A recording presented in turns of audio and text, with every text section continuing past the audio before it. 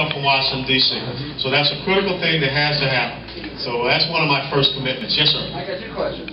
Amnesty and cap and trade, both are job killers. What are you going to do? How can we stop it? Well, I think the most important thing is we have got to win, I think it's 39 to 40 seats, because you've got to get the gavel out of the hands of Nancy Pelosi. Yeah, so I think that's what a lot of people are looking for. Where are the true, fundamental conservative congressional candidates all across this country? And it's going to be hard to determine because a lot of people have primaries. I mean, Florida's primary is all the way into August. But we've got to get the individuals that can win the House of Representatives back. That's the most important body to win. I go over this health care legislation. It's not about repealing the whole health care law, but if you go through there are things that you can pick out, and you can start, come back and you can repeal this thing. But it's not going to happen if she has the gavel in her hands. And really, another thing you got to consider is you have a strategic perspective. It takes 2/3 majority to be able to override that presidential veto, because you're going to push him into a corner. I mean, you're dealing with an individual that is used to having his way. He absolutely is. And he's not used to making any tough decisions. You go back to the state Senate, you go back to the U.S. Senate, all the time voting president. So what we have to do is we have to have individuals, kind of like me, that will really pressure him and push him in the corner and say, you're not going to do this anymore. That's the critical thing. But you got to get the gavel out of Nancy Pelosi's hands. So please think about that. We've got to make sure across this country that we can win back the House of Representatives.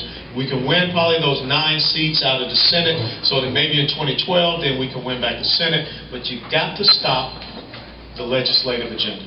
And you're right, because the health care legislation that went through is nothing but a big tax bill. Let me tell you something, and I say this tongue-in-cheek, but do you know that tanning salons are going to be taxed? Now, I got to tell you something. That's kind of racist. I ain't going to a tanning salon.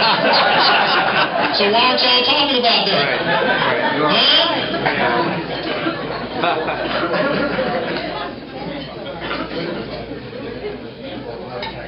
Oh, everything's going to be taxed. Everything's going to be taxed. I mean, that's it. And cap and trade is nothing but behavior modification through taxation.